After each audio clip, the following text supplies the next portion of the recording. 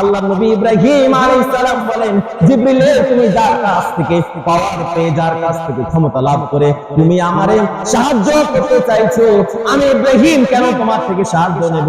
না না, তোমার থেকে সাহায্য নেব না, তুমি যার থেকে সাহায্য প্রাপ্ত হয়ে তুমি আমারে সহযোগিতা করতে চাও, আমি সেই আল্লাহর কাছে সাহায্য নেব। যে আল্লাহ আমাকে এই কঠিন মুহূর্তের মধ্যে ফেলে পরীক্ষা করছেন, ওই আল্লাহর প্রতি আমি এতটুকু ভরসা করতে পারি, সেই আল্লাহ রাব্বুল আলামিন আমার জন্য সহায়ক হয়ে যাবে। হাসবুনাল্লাহু ওয়া নি'মাল ওয়াকিল, নি'মাল মাওলা ওয়া নি'মান নাসির। পড়েন, হাসবুনাল্লাহু ওয়া নি'মাল ওয়াকিল, নি'মাল মাওলা ওয়া নি'মান নাসির। আমার বন্ধুগণ, আল্লাহ রাব্বুল আলামিন আসমান থেকে হযরত ইব্রাহিম আলাইহিস সালামের ব্যাপারে ঘোষণা করে দিলেন, ও ইব্রাহিম, আমি তোমার বিপদের মধ্যে ফেলে, আমি তোমাকে বিপদের মধ্যে ফেলে কষ্ট দিতে চাই নাই, আসলে আমি তোমার পরীক্ষা করতে চাইছিলাম, তুমি আমার পরীক্ষায় পাস করে গেছো। ও ইব্রাহিম, তুমি আমার পরীক্ষায় অবশ্যই কৃতকার্য হয়ে গেছো, পাস করে গেছো। আল্লাহ রাব্বুল আলামিন আগুনকে ডাক দিয়ে বললেন, ইয়া নারু কুনি বারদান ওয়া সালামান আলা ইব্রাহিম। আল্লাহ পাক আগুনকে ডাক দিয়ে বলেন, আগুন রে, আমার ইব্রাহিমের জন্য তুই শীতল হয়ে যা, ঠান্ডা হয়ে যা, শুধু ঠান্ডা না, পিওর কন্ডিশন হয়ে যা, আরামদায়ক হয়ে যা।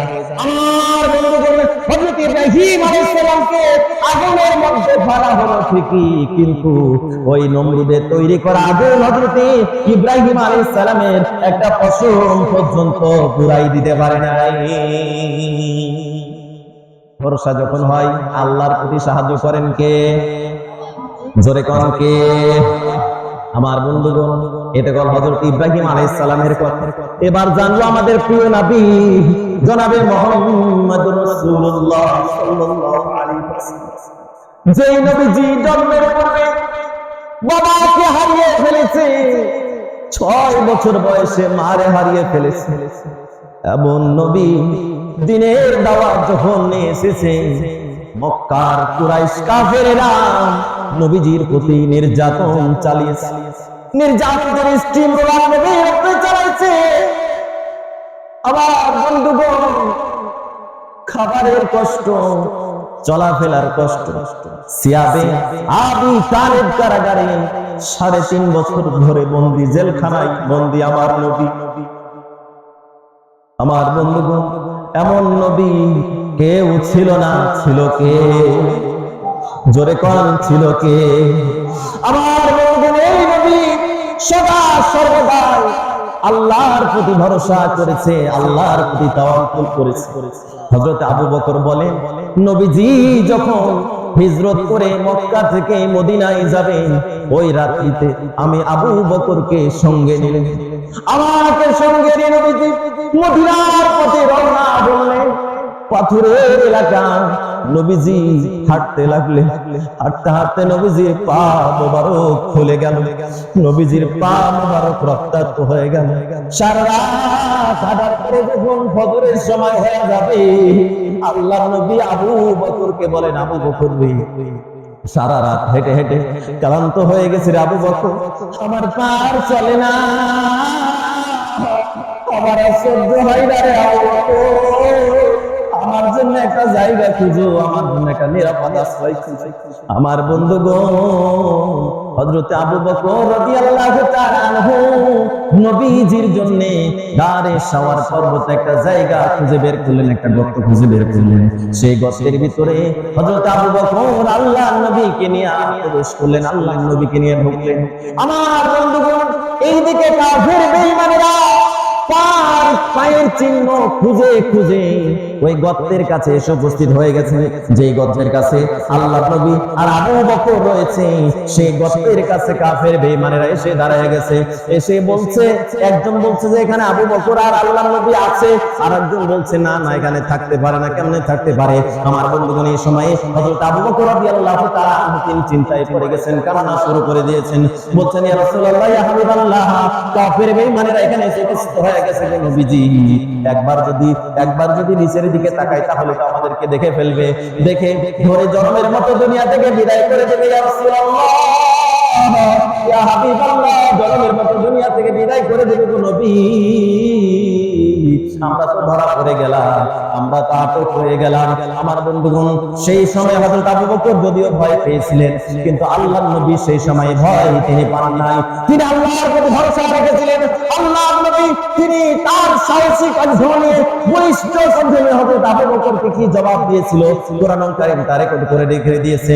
কোরআন বলছে, ইযহুমা ফিল গার ইয ইয়াকুলু লিসাহিবিহি লা তাহজান ইন্নাল্লাহা মা'ানা। আমার বন্ধুগণ, সেই সময়ে আল্লাহর নবী সাল্লাল্লাহু আলাইহি ওয়াসাল্লাম আবু বকরকে বলেছিল, ও আবু বকর, ভয় পাও না, চিন্তা করো না। তুমি আবু বকর মনে করছো তুমি আর আবু বকর আর তুমি মানে আমরা দুইজনে খালি আছি এটা মনে করছো? না না না, এই চিন্তা কখনো করবা না।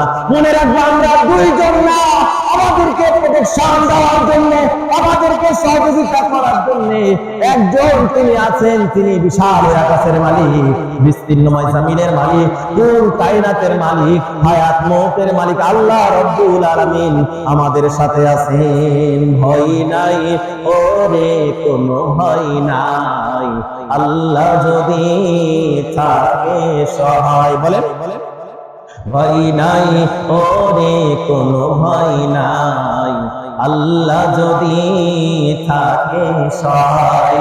দুর্গম গিরিপথ পাড়ি দিয়ে যায়, দুর্গম গিরিপথ পাড়ি দিয়ে যায়। ভয় নাই, বলেন বলেন বলেন, ভয় নাই ওরে, কোনো ভয় নাই, আল্লাহ যদি থাকে সহায়। যুগে যুগে ইতিহাসে নাম লেখা হয়, আল্লাহর পথে যারা কাজ করে যায়। যুগে যুগে ইতিহাসে নাম লেখা হয়, আল্লাহর পথে যারা কাজ করে যায়। বিনা পরীক্ষায় তাদের পাস নাহি হয়, ঠিক কিনা? বিনা পরীক্ষায় তাদের পাস নাহি হয়। ভয় নাই ওরে, কোনো ভয় নাই, আল্লাহ যদি থাকে সহায়। লিল্লাহি তাকবীর। আল কোরআনের আলে, আল হাদিসের আলে, আমার নেতা তোমার নেতা, কোরআন হাদিস যেখানে, আলেম ওলামা যেখানে, গান বাজনা যেখানে। বাপরে, আপনাদের হুঁশ ঠিক আছে গো, আপনাদের হুঁশ ঠিক আছে, বুঝতে পারছি। আমার ধান্দা বুঝে ফেলেছেন আপনারা, হুঁশ ঠিক আছে আপনাদের। অন্য কোন জায়গাতে হলে জোসের জন্য হুঁশ হারে বলতে গান বাজনা যেখানে আমরা আছি সেখানে, কিন্তু আপনারা আল্লাহর রহমতে হুঁশ ঠিক আছে আপনাদের। আমার বন্ধুগণ, আল্লাহর হাবিব সাল্লাল্লাহু আলাইহি ওয়াসাল্লাম তিনি এক জিহাদ থেকে ফিরে আসছিলেন। আলোচনা চলবে? জি চলবে। আল্লাহর নবী এক জায়গা থেকে ফিরে আসছেন, জিহাদ থেকে ফিরে আসছেন। ফিরে আসার পথে নাজ নামক একটা জায়গা, ওই জায়গাটা কণ্টকময় জায়গা, কাটাময় জায়গা। তো আল্লাহর নবী সাল্লাল্লাহু আলাইহি ওয়াসাল্লাম সাহাবায়ে কিরামদের বললেন যে সময়টা দুপুরের সময়। তো সাহাবীরা, আমরা মদিনার দিকে এখানে আগাচ্ছি না, একটু এখানে বিশ্রাম গ্রহণ করি, তারপরে আগাবো। তো আল্লাহ নবী সাল্লাল্লাহু আলাইহি ওয়াসাল্লামের কথা অনুযায়ী সবাই বিশ্রাম নিতে শুরু করলো। কেউ গাছের তলে, কেউ ঘাসের উপরে, এভাবে করে সাহাবায়ে কেরাম নিজ নিজ জায়গাতে ঘুমায়া পড়লেন। সর্বশেষ আল্লাহ নবী সাল্লাল্লাহু আলাইহি ওয়াসাল্লাম তিনি তরবারিটাকে বাবলা গাছে লটকায় দিয়া তার নিচে আল্লাহ নবী সাল্লাল্লাহু আলাইহি ওয়াসাল্লাম একটু এভাবে হেলান দিয়ে ঘুমায়া পড়লেন। যেটা আসল ঘুম না, এটা কাক ঘুম, বুঝতে পেরেছেন?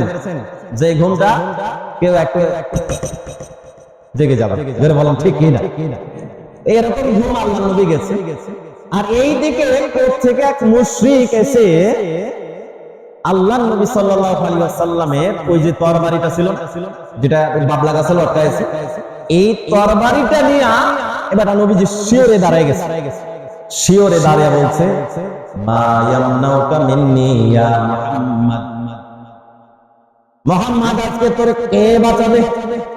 চিন্তা করেন, তরবারি নিয়ে নবীর সামনে দাঁড়িয়ে বলছে কে বাঁচাবে? আমার বন্ধুগণ, আপনার ঘোর শত্রু যদি আপনারে চিপাই চাপাই পাই আর হাতের মধ্যে একটা দাও বটি নিয়ে যদি এইভাবে দেখায় তোর কে বাঁচাবে, বুদ্ধি কিন্তু পালাতে পারবে না, দৌড় দিলে পারার কোনো উপায় নাই। কোনার মধ্যে ঢুকছেন, গুলকির ভিতরে ঢুকছেন, আর আপনাকে পেয়েছে কাইতে, এবার বলছে কে বাঁচাবে তোমাকে?